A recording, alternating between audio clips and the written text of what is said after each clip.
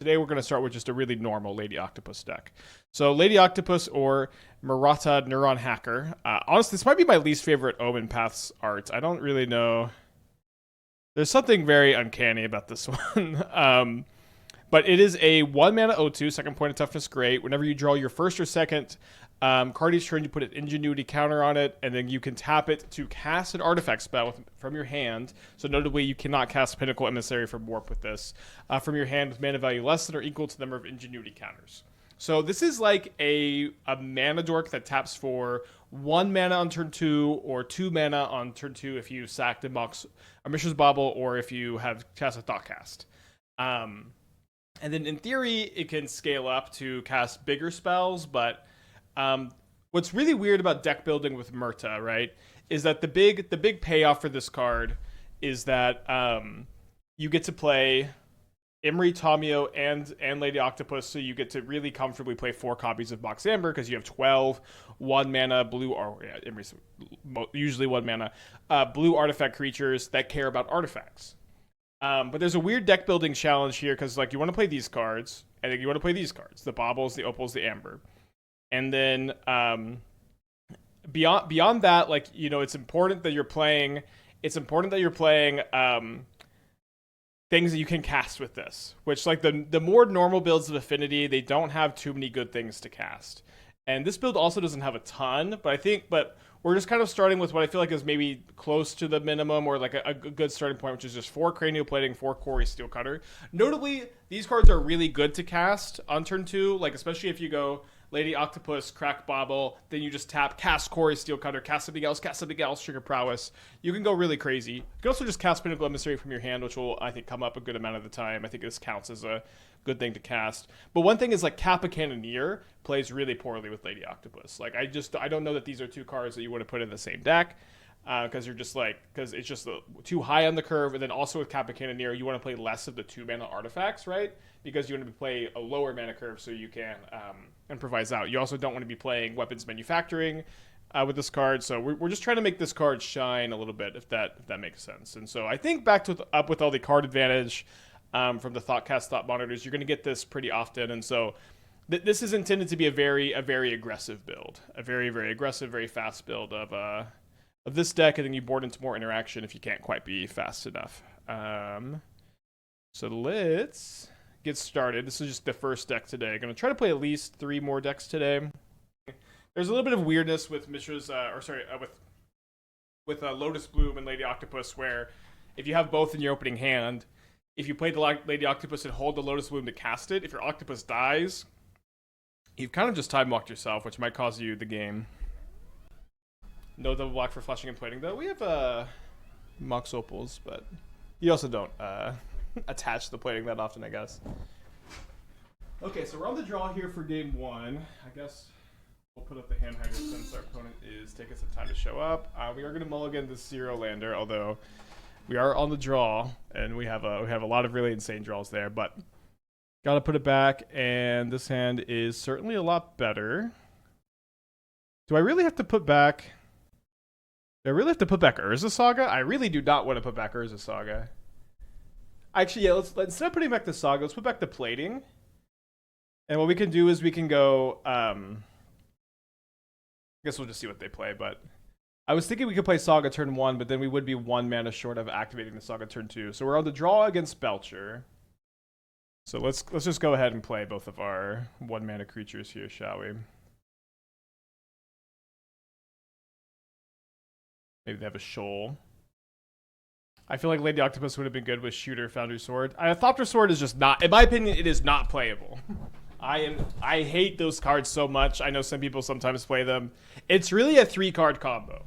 It's really a 3-card combo with Urza, and it's kind of an annoying 3-card combo at that. Okay, so they do have a Shoal. They pitch a Snare. It'd be fun to go for Fleetwood Modern. That card is unfortunately not playable either. I know we all wish it was. I guess this. Okay, they're just clearly F6. Easy then. We mill a Pinnacle Emissary. You can't warp that from the graveyard. I can go Emissary for Scalding Tarn, Amber, here, and then I can use the opals to activate the Saga token, maybe. It seems like the play, and then we can try to pop off maybe with Thoughtcast to make our token really, really big, right?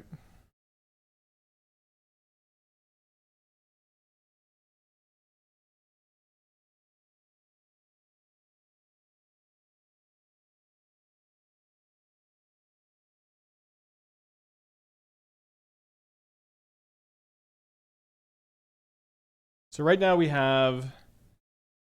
Let's not count the Emry, but let's. Although the Emry is going to grow the construct because we're going to cast an artifact, so it's basically +2. So let's count this as 2, 5, 6, 11. So we need to cast 9 artifacts next turn, or find a Cranial Plating / Cori-Steel Cutter to win next turn. And winning next turn might be important if they have a Belcher here. They did miss a land, so even a Tamashii won't be lethal, I think. Maybe if they have Tamashii Belcher, it's exactly enough. Just a Thundertrap Trainer. I'd love to see that.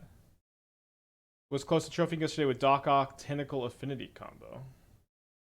Look. So you're playing Tentacles alongside Kappa Cannoneer and Thought Monitor, and you've paired it with wait, you have no Colossus Hammers? That's interesting. Not even one. Wow. That might be good. This looks like a great deck. Very cool. Very original, love it. Okay, I think with this draw we're just not. We'll grab the Bauble to replay off the Emry. Not making a Saga token, hoping to chain some stuff together here. They revealed a Seagate wreckage this last turn. I draw a little bit of air here. And there's a whir on top. Not sure how worried about that we need to be. Yeah, I do think you could play Lady Octopus Belcher. I'm working on a version of it. It doesn't seem super easy to build, for whatever that's worth.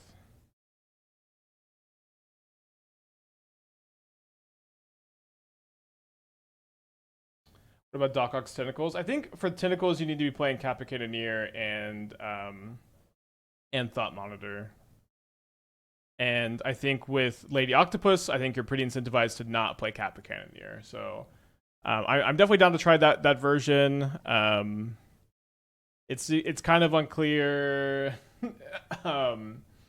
It's kind of unclear to some extent what the best direction to go is, of course. I will say that like one big issue with Affinity, in my opinion, like the current builds, is that I haven't really liked Tamiyo Emry so much because they make your Pinnacle Emissary worse usually. Where it's just harder to include the Ornithopters and the Midmites to make your emissaries really crazy. Okay, so they have Tamashii. We know they have a whir in their hand. I think if they don't, I guess them having a land versus not doesn't matter because they'll just replay. So this is 3 mana. And then they return and they play another land. So that's going to be an untapped mana. So this is going to be 3, 5, 6. And then +6. So that's 12 mana. To whir for a Belcher costs them 7, and then to activate it costs another 3. So we know they have the kill. Let's just go to game 2. Okay, so we're going to bring in the Force of Negations, the Pithing Needles, and probably the Consigns also, although boarding in 9 cards is always a challenge. I think we can cut the camera in this matchup.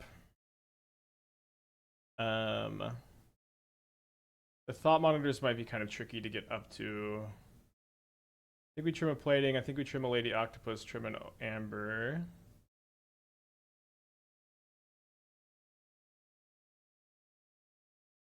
Do I like the design of Tamashii? I think it's a little complicated as far as like designs go. I kind of think it just probably shouldn't have had the card draw clause. I think I think it's just too much text, maybe. It's like even easy to miss when you're reading it.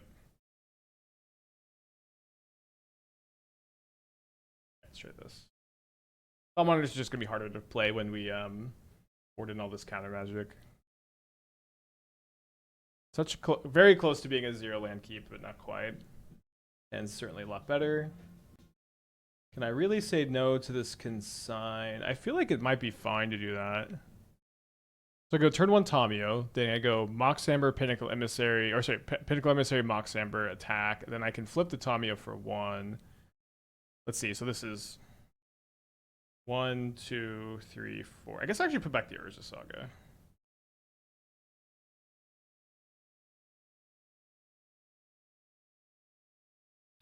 Darko, 28 months. Thank you. Welcome back. Out of the brews you made the last month, which would you take to tournament? I really like the Teamer Omniscience one. I really like the Cascade Birthing Ritual. I like the Martyr Gorios. I also like the Dice Factory build, but that needs testing with Peter Parker. But we definitely had like a really big breakout week last week, and then we had like some good brews from the beginning of EOE, but then there was definitely some dead air in between. Prediction payout? Was this for a 4-1? Yeah, we ended up 3-2ing that league. So they did suspend a Lotus Bloom, which we could maybe consign. I'm trying to improve a current mono white control shell with a focus on Karn and Field of Ruin effects. Do you think Anti-Venom, Horrifying Killer would be a good include? The fact that you have a bunch of Field of Ruin effects seems like I would not be interested in playing a quintuple white card. I think that's asking too much. All right, so we will, I think, just sack end of turn. I also really don't think Karn is very good in those decks. I just kind of a rule that I do not play Karn in decks that don't have fast mana or big mana. And it's okay if you don't have that rule, but for me, it's just something I don't like to do. All right, so there's a Whir, which they take. Kind of scary.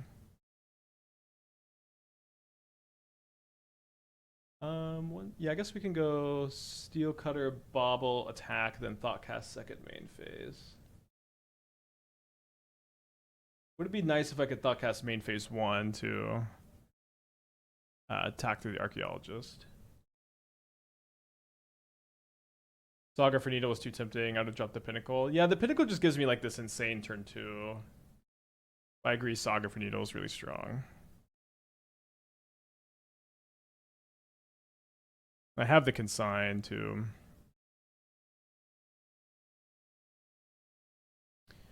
Okay, so we'll play this. We have the Consign up, and then I think I might as well crack the Bauble because we can draw Force. Although they've got a Flare, which is a good card to know about. So this is ticking down to 1, and we know that they have a Whir in their hand. So we'll see if they have an untapped land to get another Lotus. Sanity well with the 3 months. Thank you, welcome back. They played the untapped Seagate. So might just be another spot where we're pretty Cult of Thomashy and pretty good against a Belcher. Like most spots against Belcher, maybe. Second Consign makes it a little bit different, I guess. So I have the option of going Steel Cutter, pick up Thoughtcast, cast Thoughtcast, and then hold up 2 single-use Consigns. Or I could go Replicate Consign on this Lotus. You don't have nearly enough mana in the Collector's Cage deck to be reliably activating the camera, I think. Let's just go cast Thoughtcast, I think.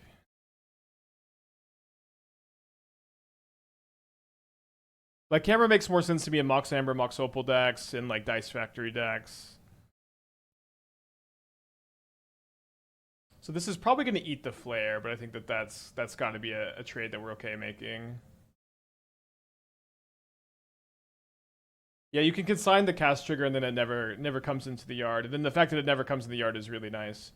Okay, I love that they hard cast the Flare. So this is going to allow me to consign the Bloom. They don't block the 2/2, which means they must like certainly have another Flare in their hand, right?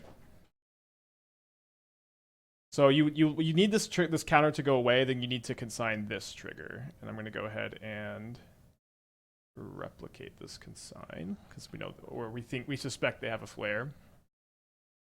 And if we can get them to a spot where they just can't kill me this turn, And like if we cast this other Consign, we get another token, then we can play another Steel Cutter, and then hopefully draw another spell, or like crack a clue for another spell to present lethal. We do have to be worried about Whir into Tamashi, although them playing Archaeologist makes things not very scary at all. Could be a really good target to Consign, just to try to like pump lethal through. Although they're gonna have the extra blocker, so I'm gonna go ahead and just say no. But it might be right because we're mostly worried about the Whir in their hand plus the Tamashi. Yeah, and then this also leaves the Bloom in exile, so it's not in the yard for the Tamashi, of course. Have you tried playing a control deck with Riddler, Null Drifter with Consigns, Dress Down? Dress Down is a non-bow with Riddler. It doesn't the warp you don't draw a card and then it still gets exiled to warp.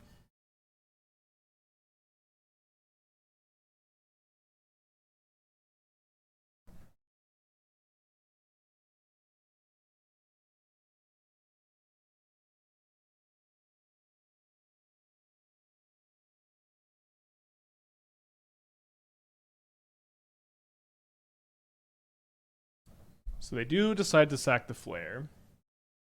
And let's just go ahead and warp this for the extra token. What? That even makes sense. Yeah, I think it's just going to give me lethal next turn, so often I might not be able to get lethal next turn if they play another blocker. I think triple or double replicating the Consign should be plenty.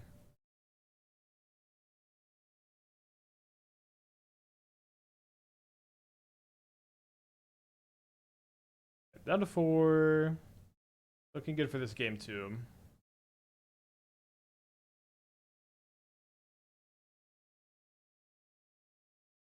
I'm always really happy when Belcher's a popular deck. I don't know. I just really enjoy these games. It feels like such normal Magic to me, and I just think the games are really interesting and deep, like every single time. Okay, very interesting. I guess they just don't have the land to win with the Whir, so they're just gonna be pretty dead here.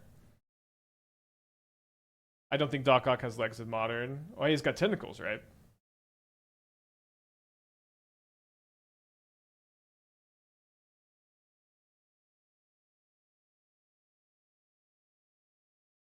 All right, so they did already counter my Pithing Needle. So I guess we're gonna go ahead and grab Peter Parker's camera. Oh wait, I boarded it out. Probably should just grab a Mox then.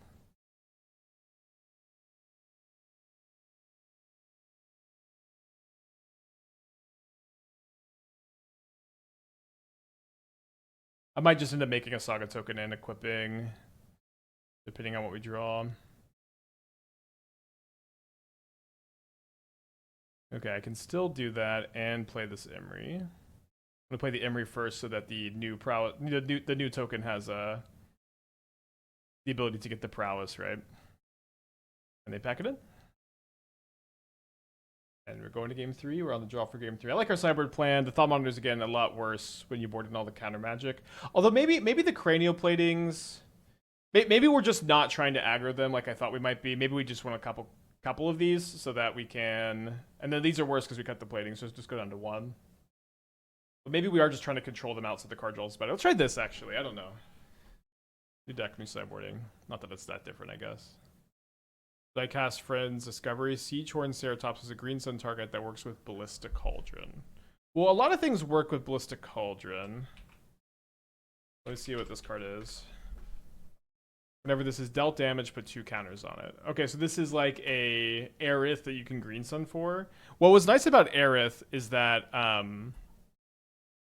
it was just like pretty good with Guide and Pride, right? Like it was if you didn't have the combo, it just got gigantic. It was like a gigantic lifelinker. That's something that I liked about it. But this is interesting, like the fact that you can green sun for it. I think it is a good find.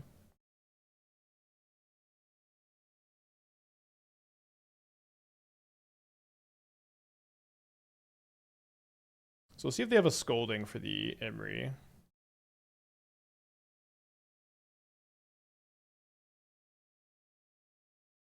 I guess I say no to this. I already have one, and I kind of need a little bit of early game action, right? Having it as one of seems legit. Well, it's legit if you're already playing Green Sun, but I don't think I've ever played Green Sun Zenith in a Ballistic Cauldron deck. So Yeah, that's the hurdle you got to jump through. Also, has Young Wolf Cauldron. Okay, that makes some sense. I'll take a look. It's a cool idea.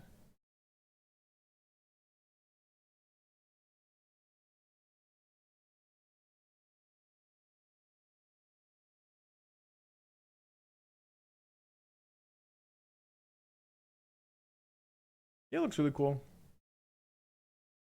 A good find. Okay, they draw a Seagate, then they play the Seagate here. We draw a Pinnacle Emissary. I think we'll just go ahead and warp and then play the Bauble so we can have the 1-mana Thoughtcast. One issue of needing Cauldron to win. Yeah, Cauldron's pretty reliable. I like that you also get to play like summon. I would maybe like to see like a little bit more interaction if that's possible. I don't know if it is possible. I'd love to see a Severance Priest in the deck. Hold on, I dropped my headphone. Why cut Yogg? You could play Yogg, but it's like it is pretty high on the curve these days.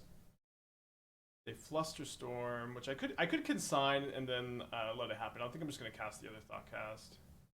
There's a Severance. Yeah, I love to see it. I did see it, and I love that I'm seeing it. Okay, do I? Sorry, I should have cracked the Bauble first. I guess I'm still gonna see what my top card is. Gotta grab my headphone. Just thinking if I play this Mox Opal so I can have Replicate Consign up. I guess that's gonna be Rex because they can play Belcher, right?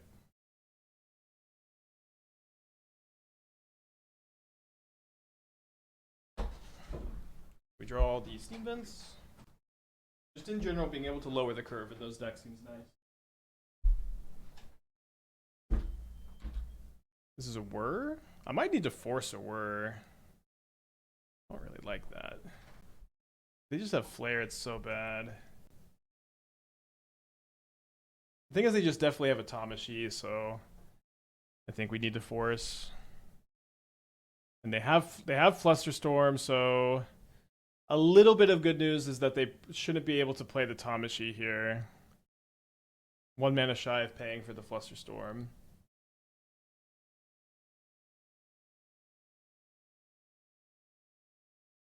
Very interesting game. So I think I need to be able to draw Force of Negation and hardcast it. Which means not playing the Pinnacle Emissary.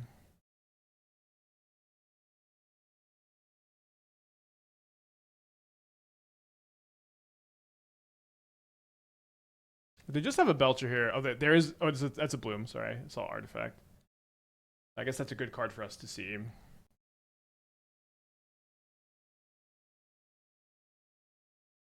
So hopefully the card underneath the Octopus is good.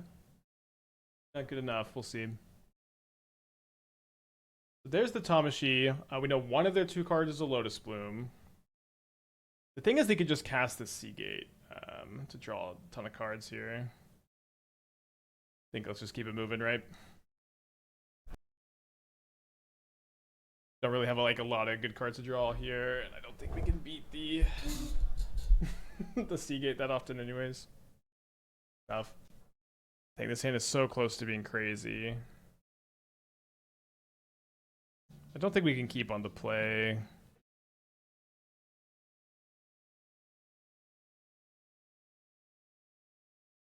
Okay, a fine 5. What is Merata? Does this show up on the overlay? Okay, there's this really annoying thing. It's called Through the Omenpaths, and Wizards of the Coast was too cheap to pay royalties to Marvel.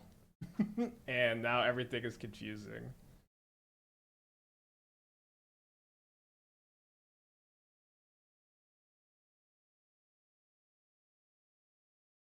You will live. On the Multi-5 Emry, you're going to live. Let's go. Pinnacle Emissary is an interesting. I don't think I should be playing it this turn, though.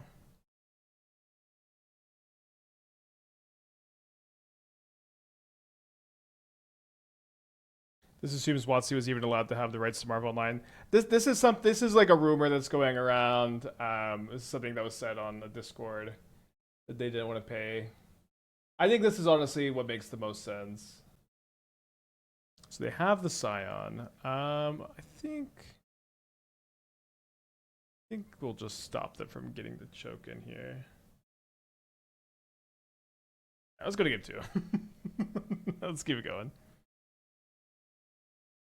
Okay, so I have a Shadow Spear in the sideboard, which could remove the Hexproof and the I guess it doesn't have indestructible, just the Hexproof, but we don't have anything to target. I think we still want the Shadow Spear.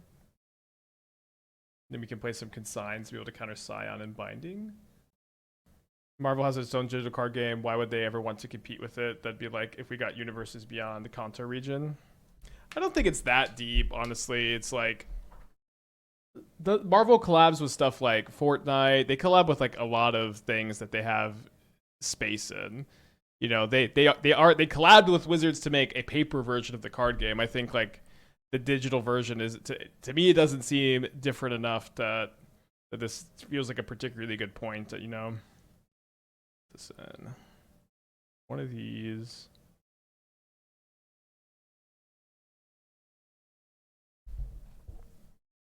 Marvel execs thinking that Marvel art names on Arena Moto would have any bearing on Snap is quite frankly hilarious. Yeah, I don't know. It just, I mean, it is something that executives make weird out of touch decisions all the time. So it's just tough to say. But I don't know. I believe the rumor that Wizards of the Coast did not want to play Marvel to royalties. I think that just, to me, that makes enough sense.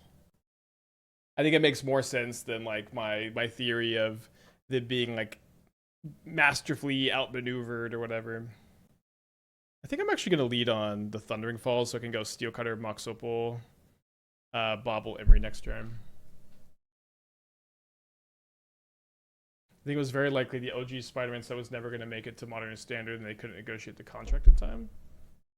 I don't know what you mean by that. As far as what we know, we were told that it was always going to be standard/modern set. I don't know how that would ever have ever like come up in the negotiations. You know, like why would Marvel care about what formats the cards go to? Good to know about the stub.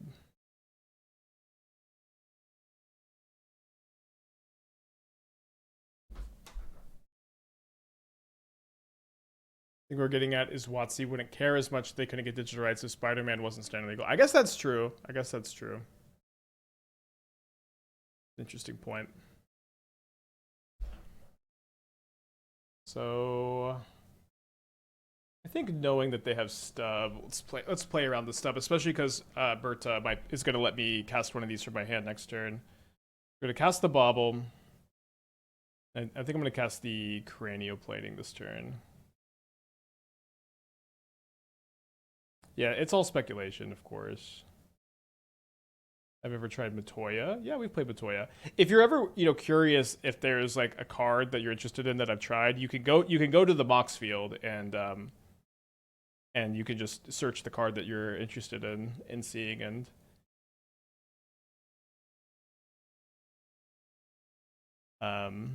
if I've played it, it'll show up. Okay, so do I play this Mox Opal? So this is gonna be an extra prowess trigger. Then 1, 2, 3, 4. Not 5 because it isn't 4. I think I'd just rather play this so I can 0 mana the Steel Cutter next turn. Maybe that's not as impactful, but let's play test the new card, right? I get to 0 mana because I get to crack the Bauble on their turn. I haven't thought any more about Cascade Birthing Ritual. I mean, we played the deck on Monday in the challenge. I like the build a lot. I think I'm pretty happy with the 75, but now I'm kind of focused on new brews, at least for a little bit. They've graveyarded a Territorial Kavu. We're getting for 5. Damn.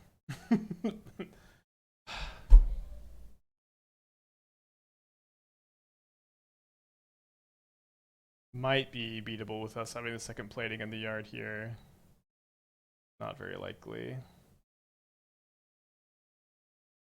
Do you think tribal decks outside of Eldrazi make a comeback in Modern anytime soon? In order for a deck like humans or elves or merfolk or goblins to be competitive in Modern anytime soon, they would need to get a lot of good cards that enable these strategies. It's like the power level of the cards in these decks is like embarrassingly low. And one thing that's like makes me very sad about elves and goblins and merfolk or whatever is that it is just like meaningfully and noticeably much less powerful to interesting. It's meaningfully, notably much less powerful to play like a champion of the parish into a Thalia's lieutenant than it is to play a Guide of Souls into an Ocelot Pride. Like Guide Pride and a Johnny Bombardment are much more powerful than any tribal synergy you can play, while also just having individually card quality be higher. You know what I mean? It's like in these decks that need a bunch of little creatures to work together to be strong, it's weaker together and separate from the MH3 cards.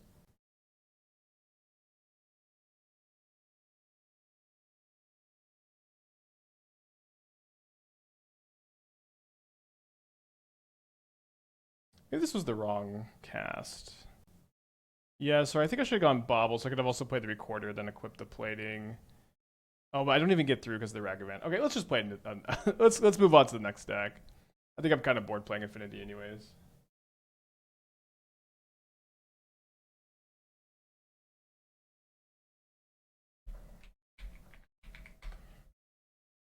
So, you know, if